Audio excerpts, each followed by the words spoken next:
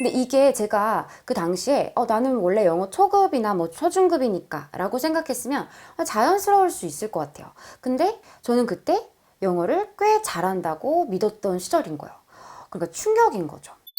안녕하세요. 영어를 가르치는 헤일리 쌤입니다. 네, 오늘은요, 제가 영어를 잘한다고 생각했던 시절에 했던 착각들에 대해서 이야기를 좀 해보려고 합니다. 어떤 착각들을 했고, 그리고 어떻게 하다가 그 착각들이 깨졌는지, 그리고 그 이후에 제가 느꼈던 것들에 대해서 좀 이야기를 해보려고 해요. 물론 언어라는 건 이렇게 딱 끝이 있는 그런 개념은 아니잖아요. 그래서 예전에 나는 잘한다고 착각을 했었고 지금의 나는 완벽해. 이제 다 끝났어. 이런 건 아니지만요.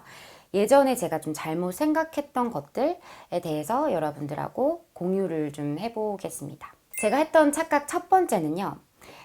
뭐냐면 발음이 좋다는 이야기를 자주 듣다 보니까 내가 영어를 잘하는 줄 알았다입니다.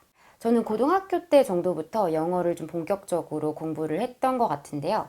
발음에 관심이 되게 많았어요. 그리고 그러다 보니까 좀 초급 실력인데도 발음으로 좀 페이크를 해서 중고급 또는 고급으로 보이게 만들 수 있다라는 좀 자신감이 있었어요. 물론 이 자신감 때문에 영어가 더 재밌고 꾸준히 영어를 놓지 않고 계속 하게 된 장점도 있지만요. 현타가 찾아오는 경험도 하게 됩니다. 그 계기는 내 영어 실력을 객관적인 수치로 평가해주는 영어 테스트를 봤을 때예요. 제가 대학교 때 이제 오픽이라는 시험을 본 적이 있었는데 저는 그걸 이제 볼 때 만점 아니면 그 만점 아래 단계 정도가 나올 줄 알았어요.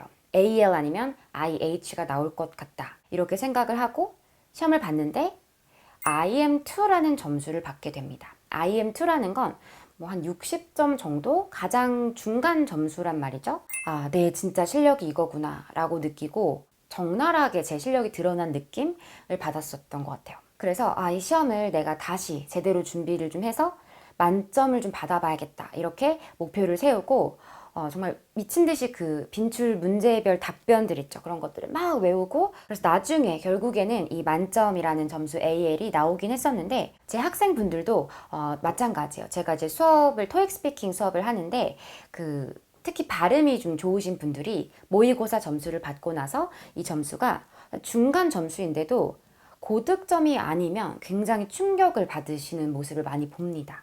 저는 그 기분이 어떤 건지 정확히 잘 알겠더라고요. 그래서 굉장히 공감이 되는데 그래서 저는 영어 실력을 늘리는 많은 방법들 중에서 이 영어 테스트, 시험을 하나 정해서 이걸 도전해 보는 거 이것도 굉장히 도움이 된다고 생각을 해요. 실질적으로 내가 이 테스트 스코어 자체가 심지어 필요하지 않더라도 미션 삼아서 미드나 영어 회화 공부 이런 것들 당연히 좋지만 그런 것만 계속 하는 것보다 한 번쯤 객관적인 수치로 이렇게 내 영어 실력을 평가당해보는 그 기회를 겪으면요 오기도 생기고 이 목표를 달성하려고 노력하는 그 과정에서 정말 많이 늘더라고요. 정말 점수만 남는 게 아니라 실제 실력이 나한테 나도 모르게 남게 된다는 거 이걸 제가 정말 많이 느꼈습니다. 네, 제가 했던 두 번째 착각은요. 내가 영어로 많이 해본 이야기를 할 때의 내 영어 실력이 진짜인 줄 알았다입니다. 예를 들어서 뭐 내가 자주 하는 취미생활이라든지 내 가족을 설명한다든지 이런 것들은 하도 많이 영어로도 해봤기 때문에 누가 갑자기 물어봐도 유창하게 나오는 내 모습을 보면서 내가 이제 진짜 영어가 편해졌구나 이런 식으로 생각을 했던 거예요. 그런데 이 착각이 또 깨졌던 계기는 제가 대학교 때 외국인 친구하고 좀 친해진 적이 있었어요. 그래서 이 친구랑 대화를 계속 하는데 정말 각종 랜덤 토픽들이 막 예상치 못하게 나오는 거죠. 흥미로운 이야기를 할 게 너무 많았는데도 영어로 해야 되니까 그리고 한 번도 영어로 해본 적이 없는 이야기다 보니까 이게 겁나는 거야. 잘 안 나올 걸 아니까. 그러다 보니까 그냥 이 친구 이야기만 더 많이 듣고 그래서 나는 하고 싶은 이야기를 계속 못하는 이 경험을 많이 했었거든요. 그때 그 시기에 많이 느꼈던 게 내가 어휘가 많이 부족하구나 라는 걸 많이 느꼈어요. 그래서 내가 영어로는 아직 안 해봤지만 한국말로 자주 할 만한 이야기들 또는 내가 관심 있는 분야나 이슈 이런 것들을 영어로 평소보다 더 많이 찾아보게 되더라고요. 혼자 연습하는 스피킹도 당연히 필요하고 중요하지만 그렇게만 하면 이 어휘가 느는 속도라든지 어휘가 기억에 남는 그 강도가 다른 것 같아요. 그래서 여러분들도 정말 이렇게 어떤 주제가 나올지 모르는 이 실전 토크 현장에 여러분들을 놓을 수 있으면 자주 놓으라고 말씀을 드리고 싶어요. 기회를 만들어서. 네, 제가 했던 마지막 착각은요. 그래도 스피킹은 어느 정도 할 수 있으니까 내가 영어를 꽤 하는 줄 알았다입니다. 즉, 듣기는 간과했다는 거. 이거는 제가 교환학생을 갔던 시절에 가장 많이 느꼈던 것 같아요.